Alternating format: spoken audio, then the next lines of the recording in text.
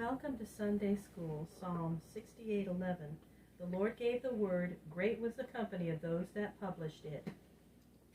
From the court of the great king of Shushan we turn once more to the Jews at Jerusalem and in Judea.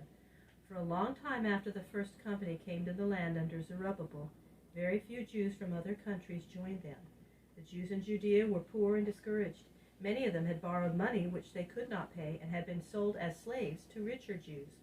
Around them on every side were their enemies, the idol-worshipping people in the land, and the Samaritans on the north. These enemies robbed them of their crops in the field, and they also constantly sent evil and false reports of them to the Persian governors.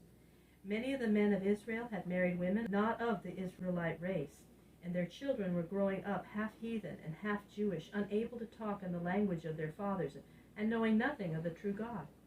90 years after the Jews had come back to the land, Jerusalem was a small town, with many of its old houses still in ruins and no wall around it. In those times, no city could be safe from its enemies without a wall, so that Jerusalem lay helpless against the bands of robbers who came up from the desert and carried away nearly all that the people could earn. Just at the time when the land was in the deepest need, God raised up two men to help his people. These two men were Ezra and Nehemiah. Through Ezra, the people of Judah were led back to their God to worship him, to serve him, and especially to love God's book, as they never had loved it before.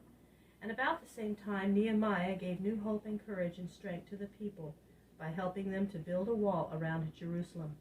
The work of these two men brought to Judea peace and plenty, and led many Jews from other lands to their own country.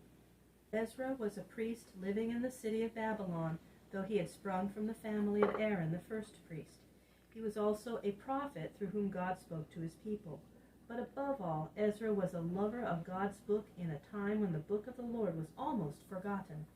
Nearly all the books of what we call the Old Testament had been written for a long time, but in those days there were no printed books. Each copy was written separately with a pen, and as the labor was great, there were very few copies of the different books of the Bible. And these copies were in different places. One book of the Bible was in one place, another book was in another place. Very few people in those times before Ezra had owned or had even seen the whole of the Old Testament in one book or set of books. Ezra began to seek everywhere among the Jews for copies of these different books. Whenever he found one, he wrote it out and kept the copy, and also had led other men to copy the books as they found them. At last, Ezra had copies written of all the books in the Old Testament except the very latest books. They were written very nearly as we have them today, except that his copies were all in Hebrew, the language spoken by the men who wrote most of the Old Testament. Ezra put all these different books together, making one book out of many books. This great book was written on parchment or sheepskin in long rolls, as in old time all books were written. When the book was finished, it was called the Book of the Law, because it contained God's law for his people as given through Moses and Samuel and David and Isaiah and all the other prophets. When Ezra had finished writing this book of the law, he went on a long journey from Babylon to Judea, taking with him the rolls of the book. With Ezra went a company of men whom he had taught to love the law, to write copies of it, to read it, and to teach it to others. These men who gave their lives to studying and copying and teaching the law were called scribes, a word which means writers. Ezra was the first and greatest of these scribes, but from his time there were many scribes among the Jews, both in Judea and in all other lands. For wherever the Jews lived, they began to read the Bible and to love it. The time came soon after Ezra's day when in every place where the Jews met to worship, at least one copy of all the books in one Old Testament was kept, so that there was no more danger that the Bible or any part of it would be lost. You remember that there was only one temple for all the Jews in the world and only one altar. Upon this one altar and there alone was offered the sacrifice every day. But the Jews in distant places needed to meet together for worship, and there grew up among the Jews everywhere what was called a synagogue, a word which means coming together. At first they met in a room, but afterward they built houses for the synagogues, much like our churches. In fact, the synagogue was a church of the Jews in every city or town where Jews were found. Some of these synagogues or churches were large and beautiful, and in them the people met every week to worship God, to sing the Psalms, to hear the law and the prophets read, and to talk together about what they had heard. It was something like a prayer meeting, for any Jew who wished to speak in the meeting could do so. The men sat on mats laid on the floor, and the rulers of the synagogue were on seats raised above the rest. The women were in a gallery on one side covered with a lattice work, so that they could see and hear but not be seen.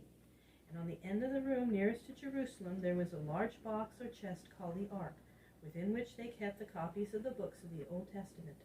Thus through the synagogue church all the Jews in the world listened to the reading of the Old Testament until very many of them knew every word of it by heart. All this came to pass from Ezra's work in copying and teaching the word of the Lord. And Ezra wrought another work almost as great as that of giving the Bible to the world. He taught the Jewish people first in Israel and then in other lands that they were the people of God and that they must live apart from other nations.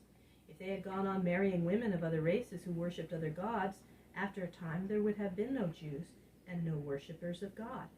Ezra made some of them give up their wives of other nations, and he taught the Jews to be a people by themselves, keeping away from those who worshipped idols, even though they lived among them. Thus Ezra led the Jews to look upon themselves as a holy people, given up to the service of God. He taught them to live apart from other nations with their own customs and ways of living, and very exact in obeying the law of God in the books given by Moses, even in some things that would seem small and not important. They were to be trained age after age in the service and worship of God. It was God's will that the Jews should be separate from other peoples and very strict in keeping their law until the time should come for them to go out and preach the gospel to all the world. But that was long after Ezra's day.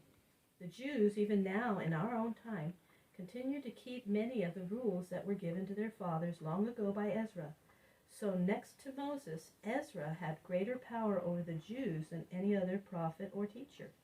All over the world, the Jews look upon Ezra as the greatest man in their history except Moses. They call him the second founder of Israel.